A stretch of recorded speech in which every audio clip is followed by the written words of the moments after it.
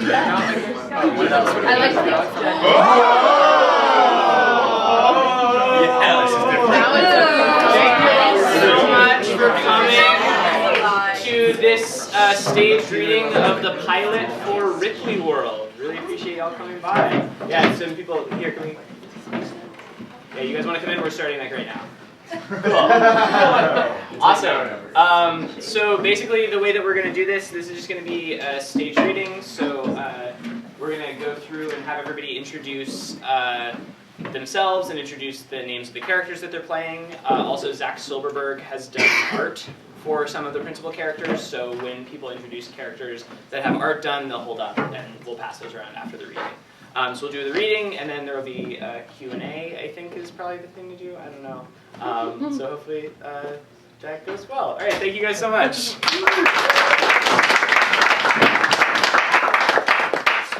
I'm Tabitha, and I'll be reading Action. I'm Duncan, and I will be reading an astronaut, Bertrand, Charlie, who's a crocodile, Wally, and Hal from 2001: A Space Odyssey. I'm Ken, and I will be reading Carmelo. I'm Ani. I will be reading Princess, Beatrice, which is a Victorian ghost, Teresa, and Tourist. I'm Richie. I'll be reading for AX-174. I'm Cameron, and I will be reading Monica. I'm Jason, and I'm reading Olaf, Conductor, Dave from 2001: Space Odyssey, Pirate, Teenage Pirate, and Abraham Lincoln. I'm Crystal, and I'll be reading for Anne. I'm Kieran, and I'll be reading for Ripley. I'm Peter, and I'll be reading for Bartholomew. Ripleyworld by Sam Heft-Luthy. Teaser, exterior, road, morning. Some ambiguous point in the near future. A vast 12-lane road jammed with cars of various types. 1950s hot rods, sleek sport cars, hover cars. Each of these cars are full of families. Children hanging out the windows, dogs jumping out of the car and being pulled back in. The road branches into two, and then two again, until one car, a perfectly average station wagon, turns onto a lane with an electronic sign marked Employee Parking. Exterior, parking lot, morning. A vast parking lot packed with vehicles of various magical origin. A pumpkin carriage, a massive beached pirate ship, a whale with its mouth open, a starfighter. The car drives across this lot as we zoom out to see how really, really big this lot is. One spot in the lot is empty. A robot stands in front of it and waves the car into it as it approaches. A single figure, Anne, 30, wearing a sweater and slacks and carrying a coffee cup, gets out of the car and walks to the stop. Waiting at the stop are a collection of various magical characters, all mingling together. A pair of pirates swashbuckle. Anne holds out her hand. Hey, I'm Anne! The pirates look at Anne for a moment in confusion and continue their sword fight. Anne retracts her hand. An anthropomorphic lemur chases an anthropomorphic dog. Anne turns to face them. Hey, so nice to meet you. The dog barks at Anne briefly as the chase continues. Princesses practice their scales.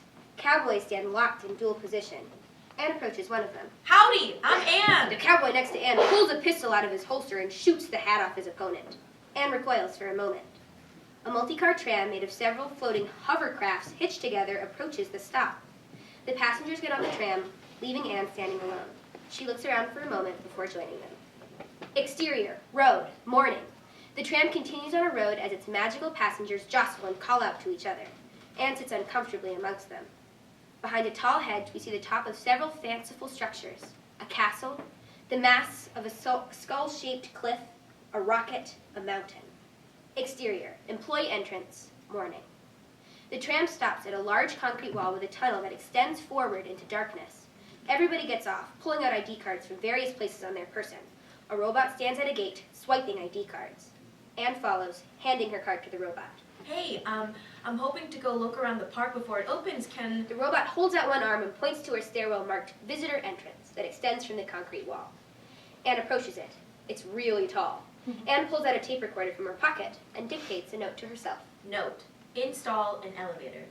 Cut to, sweating profusely, Anne reaches the top of the stairs and finds a door in the wall. She opens it. Exterior, park entrance, morning. A bustling theme park entrance. Crowds mill about waiting for the park to open for the day. Anne comes out of a building facade and needles her way through the crowd.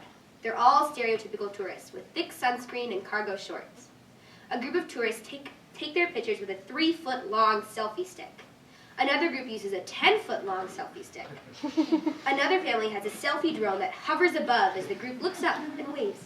Children run around a magic wand and stand flicking wands at each other, shooting out magical spells at one another. One kid gets turned into a couch and back again. A stray blast of magic hits Anne's coffee and turns it into a frog. She stops and looks at it. The kid shoots another blast of magic and it becomes a cup of coffee again. She keeps walking. No. Make wands safer? Anne pushes through the crowd toward a series of turnstiles.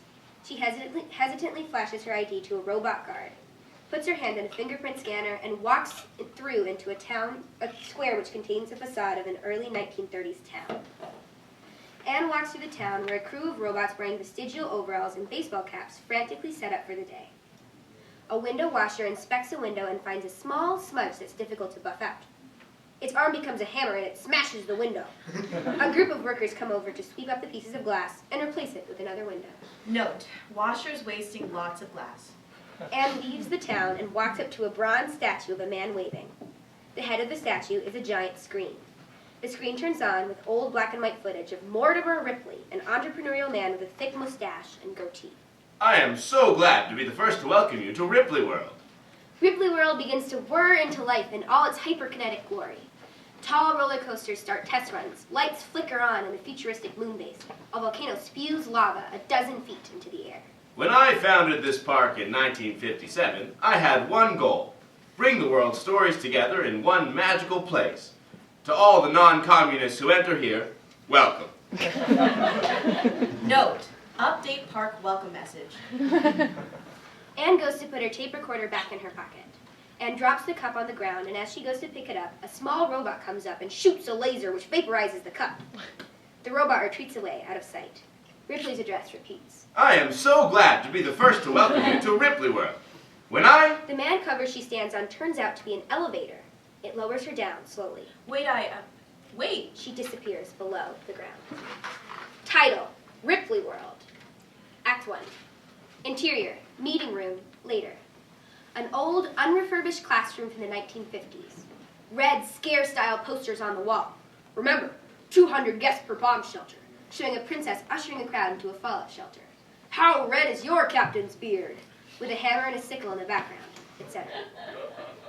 The colorful characters that are the magical cast of Ripleyworld all barely fit into cramped 1950s-style school chairs and converse amongst themselves. Among them, an astronaut in full moon landing gear, a crew of pirates, a giant crocodile, Abe Lincoln and Teddy Roosevelt, a princess in a floor-length gown. Anne opens a door and enters the room holding a clipboard. She approaches a chalkboard and writes, Anne Blankenship. Hi everyone, I'm Anne and I'm your new park manager. Park manager? We've already got Wally Whitebeard. Us pirates won't be needing another captain. This is an outrage. Grumble from the crowd. What story are you even from? Ohio? You're meaning to tell me you aren't even magical? An uproar. Abe Lincoln. I've been working at this park for 70 years. I don't need some young upstart telling me how to do my job. I'm not here to tell you how to do your jobs. Mr. Ripley just wanted to make sure there was some oversight. Mr. Ripley gives us all the oversight we need. Suddenly, a crash. The chalkboard splinters into pieces and a hole opens in the wall. Out steps Ripleybot, a battle mech with Ripley's reanimated mustachioed head inside. A small crowd of robot workers follows behind and fixes the hole in the wall. A pair of workers carry in another chalkboard and hold it up while others put up drywall and patch on the seams. This happens with absolute efficiency. Sorry I'm late. I was waxing my mustache and I lost track of time. Hello, my shining cast of characters. Good morning, Mr. Ripley. I see you've all met Anne. Ruckus from the crowd. This is hardly a kind way to welcome a new member of our family. Anne is a recent graduate of Worcester Business School and will be taking over some of my duties in the park. Hopefully that will get the board of directors off my case. Do you not trust us? It's not that I don't trust you, it's that the board of directors doesn't trust you. Anne, why don't you take it away? Thanks, Mr. Ripley. I just want to say I grew up visiting this place, and I'm so excited to be a part of making it run smoothly. I know some of you are less than thrilled with my presence, but I'm hoping we can still have a productive relationship. No response. I've taken the last few weeks to look at video footage, and I have a couple of notes. We can get into larger stuff later, but for now... Anne studies her clipboards. Bertrand, visitors are just too scared of your torso routine. Anne points to the wall, and, seemingly out of nowhere, video footage starts projecting, showing Bertrand, a ghost wearing a top hat and Victorian garb, reaching down and removing his own torso as he spooks a passing carriage. Now sitting in the room, Bertrand scoffs at Anne. He removes his own left arm and points it emphatically at Anne. Mr. Ripley, tell Anne that it's hardly my fault if the drooling public cannot appreciate true drama. She's right. What has always been the guiding principle for the House of Horror? Spooks in service of fun. I'll do my best. Thank you, Bertrand. Beatrice, I'm trusting you to keep an eye out. Beatrice, another Victorian ghost sitting in front of Bertrand, turns her head around 180 degrees to look intently at him. Sure. Bartholomew the Bold. Bartholomew? A close-up shot of Bartholomew, a pirate. Arr! Bartholomew. No more shoulder animals. We see Bartholomew has a parrot, a bird of paradise, a cat, an iguana, and a monkey, all on his shoulder. He lifts his hands in exasperation. The animals shift their weight to avoid falling off. A captain should get to choose his own crew. You're not the captain, Bartholomew. Wally Whitebeard is. Wally has only 2 parrots on his shoulder. Yar! Bartholomew reaches into his coat and removes a large python. So, I suppose you'll be wanting me to get rid of this feller then. Ditch it, Bartholomew. Bartholomew lets the python go. Charlie, the giant crocodile, leans forward, picks it up, and eats it. Perfect! Charlie, let's discuss your dietary habits. You have to stop eating guests on the jungle safari. But I always spit them up the next day. Charlie, people have made real sacrifices in order to visit Ripleyworld for a few days. We'd all do a lot better to remember that. All right, fine. Charlie vomits up a tourist. He wears cargo shorts and a fanny pack and holds a dripping camera. I'd like to file a complaint. Rolling her eyes at Charlie, Anne points to the exit. Second door on the left. Right. Thank you. The tourist leaves. Now, Teddy Roosevelt. Red and white alarms ring out inside the room. A portion of the wall parts to reveal a light-up sign. VIP visit! VIP visit! A mechanical rigging with a screen attached to it lowers from the ceiling. On the ceiling is the avatar of AX-174, the park's artificial intelligence security chief. Mr. Ripley, we have a helicopter landing on the hotel roof. AX-174's rigging reveals a projector which plays a live video feed on the wall. Exterior, helipad, morning, video feed. A helicopter hovers slightly over the helipad as a sharply dressed woman, Teresa Capital, swings the door open. It's Teresa Capital. From the board of directors? From out of the helicopter steps Monica Capital, Teresa's 16-year-old daughter. She exits the helicopter, which still has not landed, and braces her knees after the short drop. She looks up at Teresa. I really have to spend the whole weekend here again? Teresa reads a series of scrolling text holograms as she talks at Monica. Monica, sweetie, it'll be fun. You can ride the rides and... Wow, China is really taking a beating. I'll be in Switzerland with Olaf, so if you need me, just send me a video message and I'll try to get back to you as soon as I have free time. Olaf leans out of the helicopter wearing a full ski suit and fur hat. Teresa, we have to go. The chalet only holds our reservations for so long, you know. What? Teresa slams the helicopter door shut and it flies quickly away. After a brief pause, the helicopter comes back and dumps several pieces of luggage. Monica looks at the luggage and kicks one suitcase off the roof. Off-screen it lands with a crash. Interior, meeting room, morning. Ripley is leaning on a table at the front. Sir, I don't imagine I have to remind you that the park is on the brink of bankruptcy. Obviously not. Ripley pushes a little stronger against the table. Or that the board of directors is looking for a scapegoat to blame for our financial troubles. Got it. Ripley leans more weight on the table. or that Teresa Capital has had thinly veiled contempt for you ever since she took over the board. I'm well aware. The table shatters. A group of workers comes in, carrying lumber and tools, and rebuilds it swiftly. Sorry, sir. I forgot about your no exposition directive. I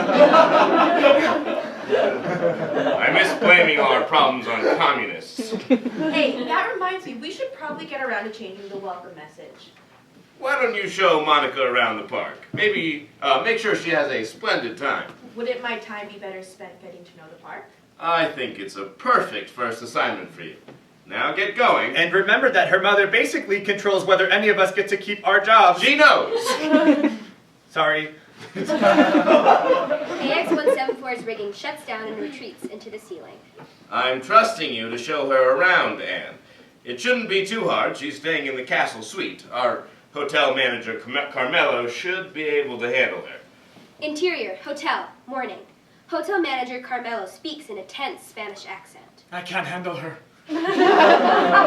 Carmelo, wearing his crisp suit, looks angrily at Anne as they walk down the hallway to Monica's room. Carmelo has a hand truck on which he carries a barrel. It's labeled Captain Beluga's Barrel of Caviar. First, she tells me she doesn't want anything. Then, 5 minutes later, it's, oh, yoo-hoo, Carmelo, bring me a barrel of caviar. I didn't even know they made barrels of caviar. But luckily for Miss Princess, we've got them in our cellars. Monica sits on the bed. A small device on her shoulder projects a hologram keyboard into the air, and she types on it by waving her fingers around in the air. It's a different, spherical keyboard design, not the QWERTY one we're used to. Get out of here! She's lost in her own world, watching the video recordings and typing away. Your Highness, I've brought you the caviar you asked for. Carmelo maneuvers the barrel near Monica and uses a crowbar to pry it open.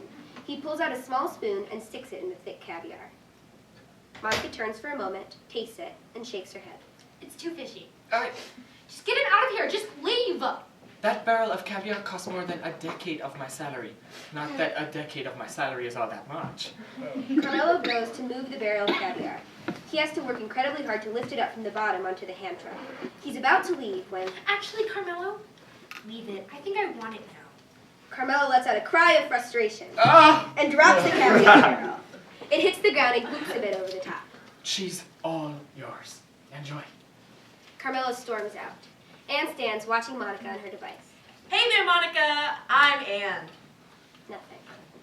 That's a cool, hologram thingy you've got there. Nothing. It really brings out your You eyes. don't have to be nice to me just because it's your job. I won't tattle.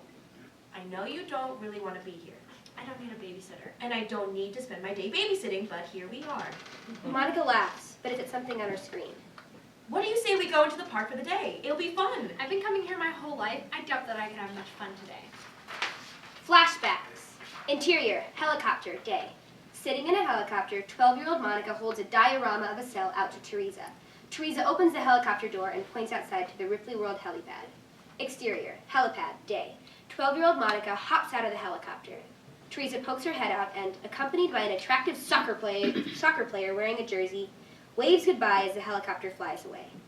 Exterior, helipad, day. 5-year-old Monica hops out of a helicopter holding a doll. Teresa pokes her head out and, accompanied by a scantily clad bodybuilder wearing a thong, waves goodbye as the helicopter flies away. Exterior, helipad, day. An attendant stands waiting on the helipad.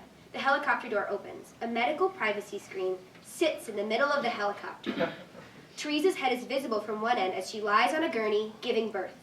A doctor on the other side of the screen motions for her to push. She does, and the doctor takes baby Monica, wraps her in a towel, and hands her to Teresa. Teresa hands Monica to the attendant, waves goodbye as the helicopter flies away. Interior, hotel, morning. Anne continues trying to engage Monica's attention. Let's go for a couple hours. They just added a cool park to Whitebeard's Grotto. Monica stands up, still on her device. Yeah, sure, whatever. Exterior, hotel, morning. The resort hotel, a mishmash of several styles of architecture, all jutting out from one another. An old castle turret, a futuristic capsule hotel, a 1950s-style motel. A smashed car has a suitcase embedded in its roof. Anne and Monica step outside. There's this part where the air gets full of this fog. Anne and Monica step into a tram full of tourists. Some of them have their faces buried into the screens like Monica. Some gaze blankly out at the road as the tram drives. Exterior, tram ride, later. Anne continues trying to engage Monica. And the floating skulls say, no play whatsoever. Monica continues to focus on her device. Who dares? The tram stops. Anne and Monica step off the tram onto a moving walkway hovering in the air.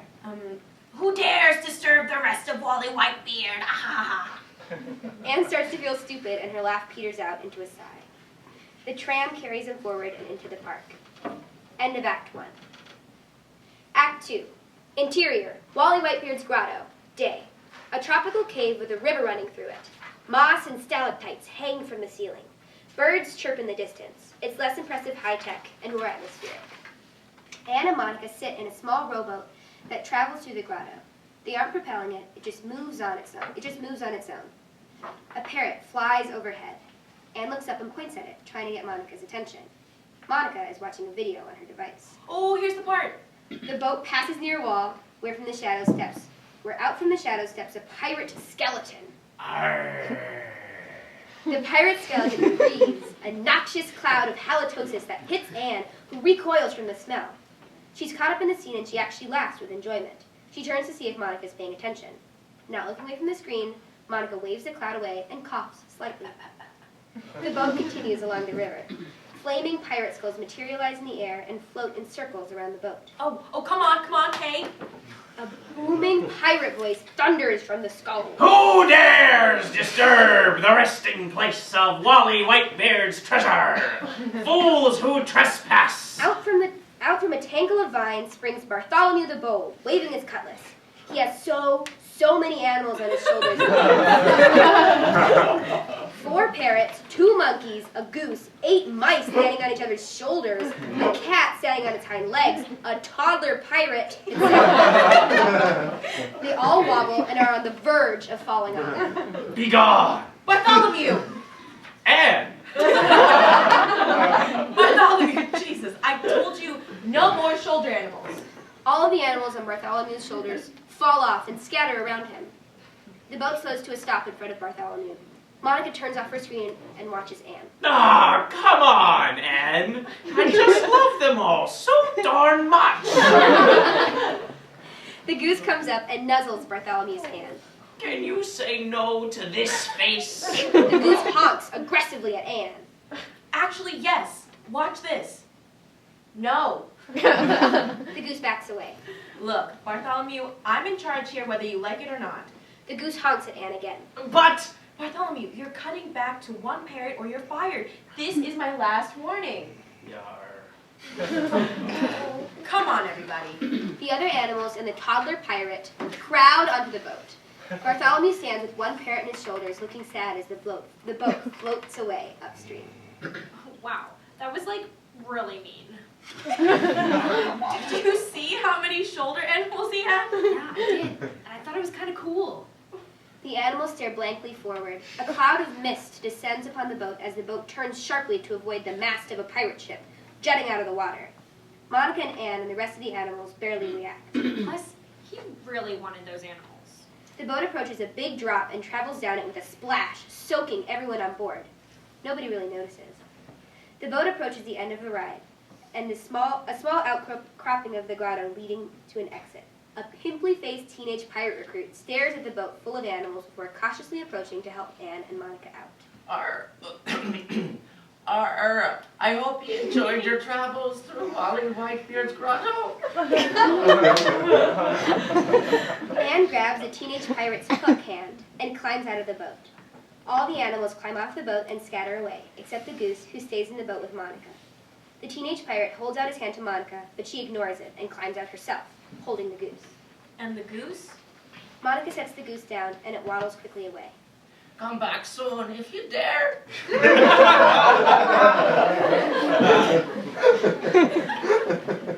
Exterior, Ripleyworld, day. Anne and Monica emerge from the cave into the harsh shining light of Ripleyworld. The crowd rushes around them. I know you don't understand this, but it's my first day, and I need to establish myself as a leader. I'm just this new jerk coming in to ruin everybody's time no matter what I do. Might as well play the role. Well, can't you do something less jerky for people then? maybe if you'd be willing to come along with me while I do my actual job, you could see a new side of the park. Beats my usual plan of lapping the same roller coaster for 2 hours and sleeping in my hotel room. Anne presses a button on her watch and a screen appears floating in the air from her wrist. AX 174. Interior, control room, day. A vast control room manned by AX-174, a single walkway out to a 360-degree dome of screens, all turned to show the shutting down HAL scene from 2001, A Space Odyssey. AX-174's rigging faces the largest screen. I'm shutting you down, Hal. No, don't do it, Dave. He just wants what's optimal for you.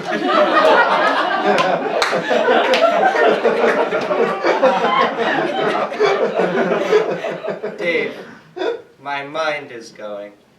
I can feel it. AX-174's avatar begins to cry, creating electrical sparks. Damn you, Dave. Anne's image appears on one of the screens. AX 174. AX 174. AX-174 snaps out of it, putting Anne on the largest screen. Intercut between Anne and AX-174. Anne sees screams behind AX-174, still playing 2001. Are you watching 2001? No.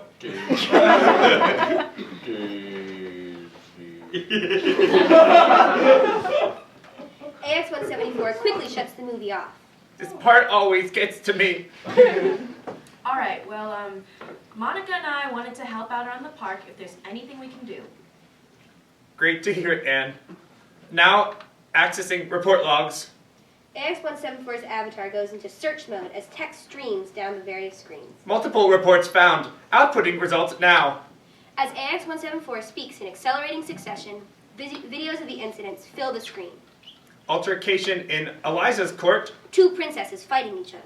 Costume malfunction at character brunch. A child runs around holding the helmet of a space alien who is clutching his face in pain. More videos appear accordingly as AX-174's voice begins to overlap itself. Lost ring. Launch failure. Avocado shortage. Minor eruption. Traffic jam. Train conductor strike. Peasant revolt. Lost mountaineer. Guest ingestion. Okay, just send me the reports and I'll take care of what I can. Roger that. Good luck, Anne. Daisy. Daisy. What's that? Nothing. Goodbye. AX-174 hangs up. Anne's phone streams with dozens of reports. All right, let's do this. Montage. Interior, cast dining room, day. A starkly lit cast dining room where various magical employees eat their lunches. An anthropomorphic dog runs around the room being chased by a murderous lemur holding an axe, recalling Tom and Jerry, Itchy and Scratchy. The lemur catches up and cuts him in half. After a moment, the 2 halves of a dog spring back together and the dog continues running away. Just as the lemur is about to catch up again, Anne grabs the axe and takes it away. Anne points to a sign on the wall. Violent characters, no murdering on lunch breaks. With a silhouette of a mouse holding a scythe, circled and crossed out. The lemur looks sad. Anne pulls out a toy squeaky hammer and hands it to him. The dog sits down to eat as the lemur repeatedly and excitedly hits him with little effect. Exterior, bumper car ride, day. A mini parking lot full of mini cars with children in them, dressed in mini business attire. They have gotten themselves into a traffic jam. Anne puts on a neon vest and directs traffic. A shot from overhead as the cars get into proper position, a la that rush hour block puzzle. Just as Anne is about to clear a car through the exit lane, Monica drives absent-mindedly through the crowd. Anne blocks her whistle, and Monica, startled, backs up. Interior, laser gunfight at the OK Corral, day. A futuristic cyberpunk laser tag area. Lasers hit the walls and explode. They're real lasers. When they hit the wall, they explode with a little puff of smoke. A man stands holding a smoking laser gun looking guilty. Another man holds the smoldering stump where his hand used to be and looks at it in fear. Anne approaches and looks at the handless man. Then at the shooter. Monica looks excitedly at the stump. Anne thinks for a minute. The hand has been replaced with a sweet bionic hand. The man flexes his sweet bionic hand and gives Anne a thumbs up. A big fixture of futuristic piping crashes to the ground as everyone narrowly avoids it. Monica has been shooting around the room randomly, her lasers wreaking havoc on the structures. Exterior, storybook land, day. An enchanted forest. Anne walks briskly forward as Monica follows reluctantly behind. A child holds a massive bouquet of giant-shaped balloons. A 6-foot-tall dragon, a dog's head, a tree, a robot, and an ice cream cone. He drops the ice cream cone and goes to pick it up, letting go of his balloons in the process. He starts crying. The balloons float into the sky as Anne and the child both look up. Anne snaps her fingers, and a robot arrives and transforms into a motorcycle-style hovercraft with a seat. Anne hops from the craft and starts to chase the balloons. Anne gets closer to the balloons. The tree balloon pops from the altitude. Anne grabs onto the balloons before turning around and coming back to the ground. The pop balloon slides out of her hand, where the hovercraft robot incinerates it as soon as it hits the ground.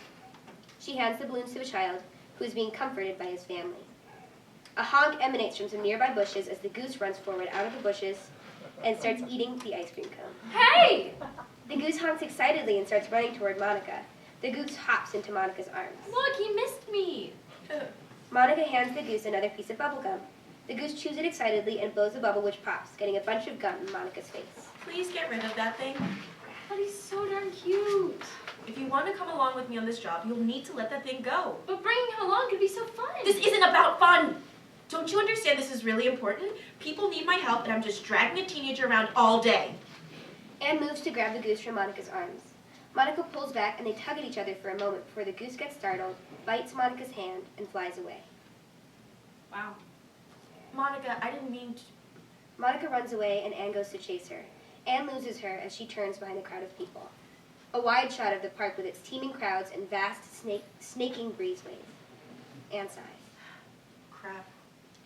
End of Act 2. Act 3. Interior, control room, day. Anne scans the hundreds of monitors looking for a sign of Monica. She's got to be around here somewhere. I'm just saying, if you let me enact Operation Plan Delta 7, we wouldn't have this problem. Is that the plan where you send killer robots around to patrol and park and forcibly extract DNA from every guest? Maybe. Oh, please, please, please, Anne! No, killer robots, AX-174. AX-174 slinks down in disappointment. She'll show up on surveillance sooner or later. Let's see. All normal in the food court. The screen turns to the food court, which is just 15 different Yum Burger franchises crowding one central square. All clear in the employee lounge. The employee lounge, where the anthropomorphic dog from before sits reading a magazine as the lemur hits him with a toy hammer. Nobody in the hall of failed presidential candidates. A stage with Walter Mondale, George McGovern, James Bryant, and Mitt Romney all sitting in seats facing the audience and looking bored. Nobody is in the audience. I don't know why we keep that attraction open. Perhaps she's made her way back to the hotel. Yeah, let's check the meditation room. A tranquil meditation room. Carmelo sits, meditating with a peaceful smile on his face as he breathes in and out. Yeah, she's definitely not in the hotel. The control room wall rips open and Ripley enters, carrying a bumper car. In it sits Monica. The usual robot workers come, carrying several monitors, and quickly replace the broken screens. I found her stealing a car from the auto ride. She got it off the tracks and all the way into Futuretopia. Wait, why weren't the cameras in Futuretopia operating? Ha ha, what a wacky coincidence. All mechanical agents, stand down. Exterior, Futuretopia, day. A few battle robots hold laser guns and point them at the crowd who huddle in fear. They have called one person up from the crowd and are preparing to prick his finger. AX-174's voice echoes in the loudspeaker. Operation Plan Delta 7 is rescinded. The robots all power down. The crowd looks around with relief. The person whose finger was about to get pricked tries to shake the robot's grip off their wrist. Interior, control room, day. Ripley puts Monica's car down. She starts to drive off. He picks her up out of the car, and the car keeps driving, going down the walkway and out of the room. Put me down! Ripley drops Monica onto the walkway floor. Monica, what were you thinking? You could have been hurt. If your mom finds out I lost track of you, the park could face serious consequences. We're on thin ice with the board of directors as it is, and... Affirmative. Your mother has already referred to Ripley as a buffoonish android who needs an easily accessible off switch. Ripley smashes a railing. We all know that. And don't you think your mother will be disappointed in you if you got in trouble for stealing that car? Interior, office building, day. The car continues to glide past an office full of dwarves wearing suits and working at cubicles. It hits a window and sails out of the imposing 20-story building. Interior, control room, day. She barely notices me. I'm sure that's not true. And you're one to talk about paying attention. Sorry you had to spend the whole day dragging a teenager around. Anne starts to manipulate inputs from the control panel. Hey, give me just a second. There he is. A video feed of the goose, still chewing gum, sitting on a roller coaster about to leave the gate. That's the goose, right? Yeah? Well, let's go get him. Really? He's on the exactly 10 minutes of fright coaster. The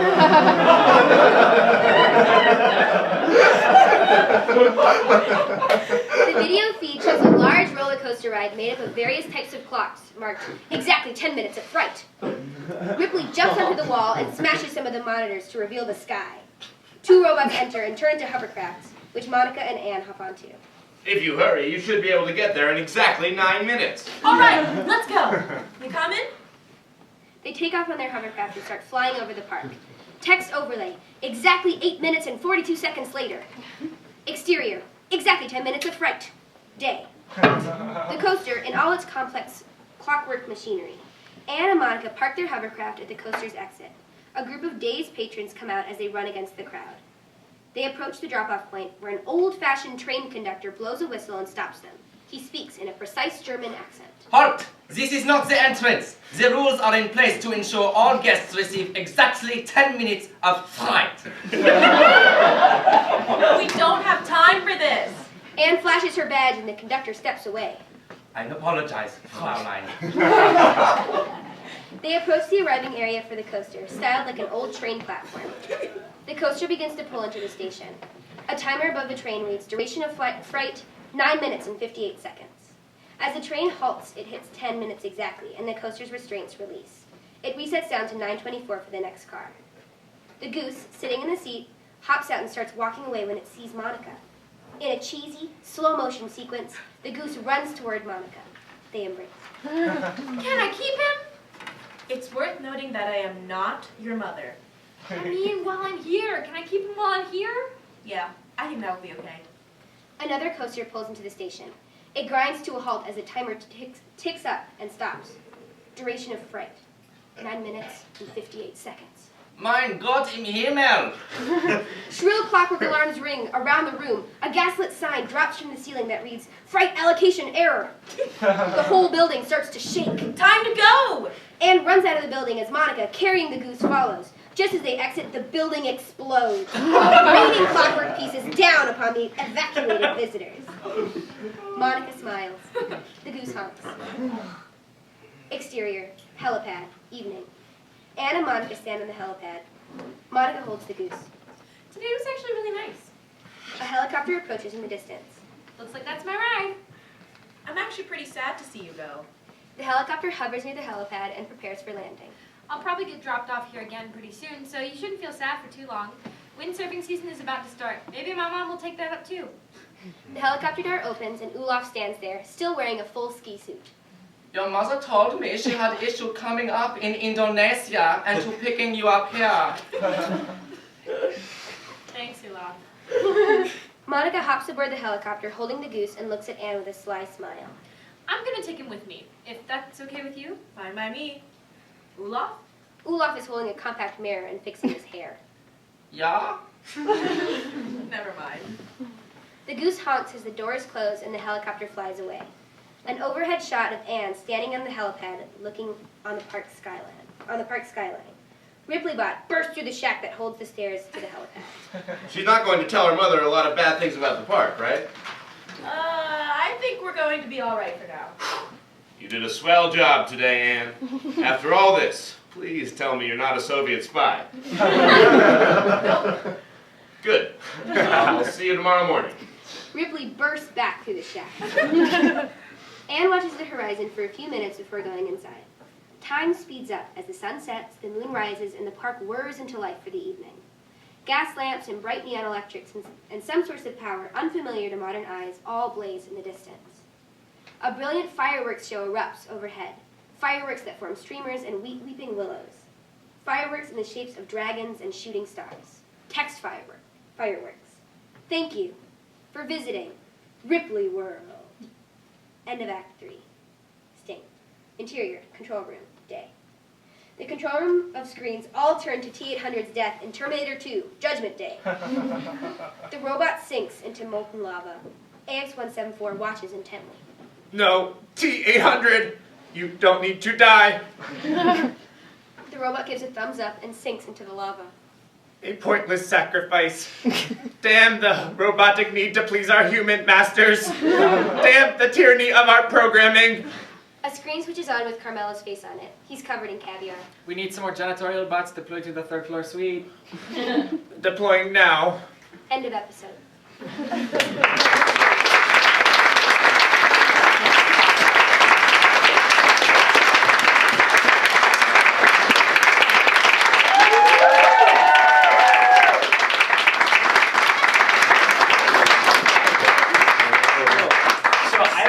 Plans after this? Do we want to do a Q&A? Does that seem like worth doing? Feedback. Yeah, feedback. Yeah, any like talk-backy sort of thing. I don't know how to do this. Which actor was the best? Wait, I have a cue, but it's for Sam. Is that sorry? Guys? Yeah. What's up? What shows in particular? Like, where did you draw inspiration from? So, one of my favorite shows of all time is called Clone High. It's an animated show by Phil Lord and Chris Miller, who did the Lego Movie, Cloudy with a Chance of Meatballs, 21 Jump Street. And it does a really good job of striking that balance between like satirical silly and this idea where like there's actually some larger story that's being told as it's going on. So trying to strike that balance of like emotional honesty but not like after school specially is something that I was trying to play with this as much as possible. If this ended up being a TV show, would you use live action actors or make it a cartoon? Definitely cartoon. I think part of like what makes this work, yeah, definitely like 2D animated cartoon. I see the style similar to like Rick and Morty or Regular Show, where they're sort of like not super abstracted away, but still like very much within the world of cartoon. Because I think part of what makes the tone of the show is the idea that like elements can come up out of nowhere with basically like no real worry of like resources or reality.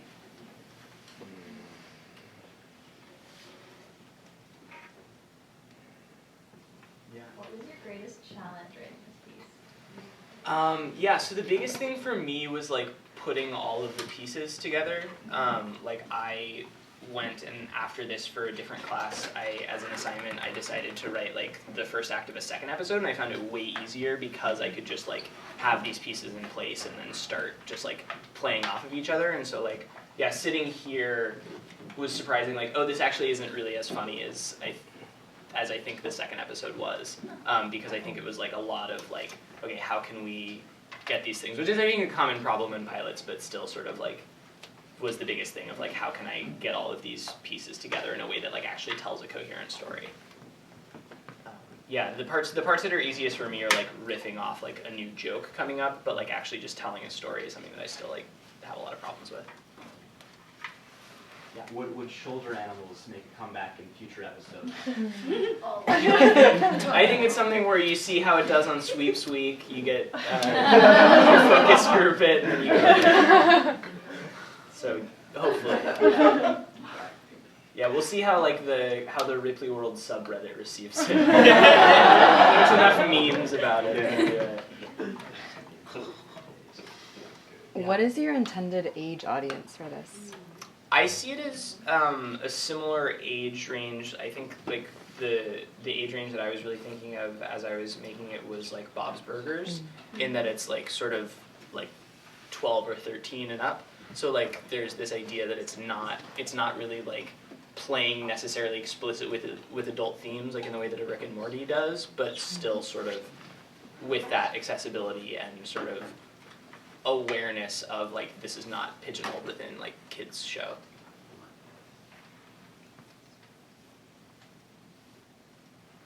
I feel like a lot of cartoons out there have like predominantly male leads.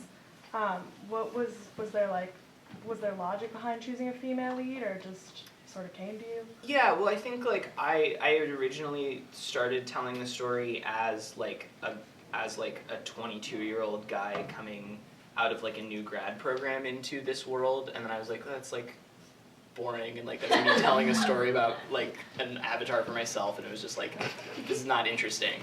And so I just like, I think, honestly, a lot of it was like looking at sort of 30 Rock and that sort of like style of like only sane person in a world, sort of playing off that and trying to play with that in some different way. So it definitely was intentional in terms of like, I decided that it was boring, but it was more just like I couldn't find a way to make it dramatically work than it was like actively thinking about like the politics of representation in it.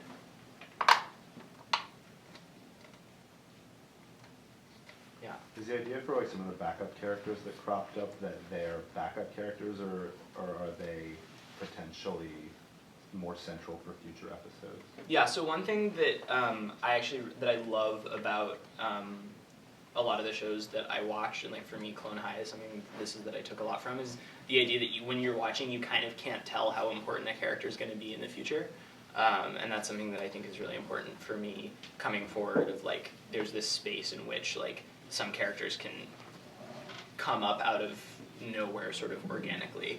I think that's something that's really important for this type of storytelling, where it sort of generates new worlds without having to like justify why something exists.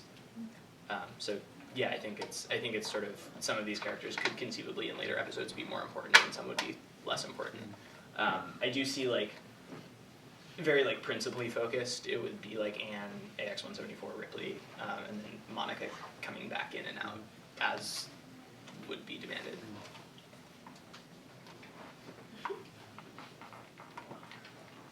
Yeah.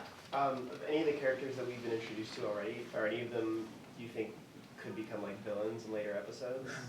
So I actually have a plot worked out that I really want AX-174 to like become evil at some point. There's like an episode where I wanted to write this for my second episode, and I just like couldn't figure out exactly the way that it would be told, but either through like a virus or through some like loophole, he like eventually gets to like be evil for a day, and like playing with that is definitely something that I wanted to play with. I came up with this after I turned this in for the pilot, so we didn't include this, but there's another episode that I wrote where some of the older characters, like in this new episode, there's like a Twilight-y vampire ride that opens with like Welcome to Vampire Town, it's called. And the like old Dracula vampires protest it because like their stories aren't being told anymore. And one of the things that I have in that episode is like one of the people that was inciting that protest is like the Mickey Mouse-ish character of this world that's like feels abandoned, and that's another sort of like villain from within thing. Yeah, definitely like I see it as like insurrections and stuff within the world of the park being the way that conflict comes up often. Do you have an arc for a first season planned, or is this the kind of show that gets an arc for a season? I think I really do imagine it much more episodically. I think it's sort of the show where it's like things sprouting up, and then like sometimes there's a through line and sometimes they're not. So like I see that like there could potentially be a through line with like the board of directors having like continued escalating demands or something, but it's not like this is what this show is about. Yeah. Yeah. Should people look for Easter eggs in these shows? Well, that's up to the animators that don't exist. You'll have to ask Zach Silverberg about that question. Well, actually, while we're talking, I think let's pass around the.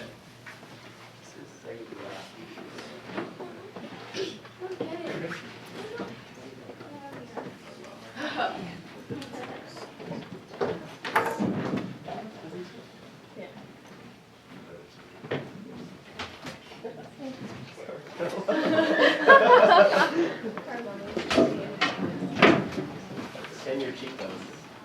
They're incredible. I'm a little worried about your chin. Yeah, you should get that checked out. It's up. What time are we at right now? So we have like 5 minutes left. Any other questions before?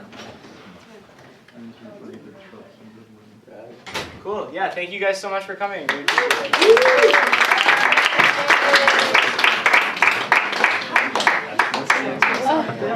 it.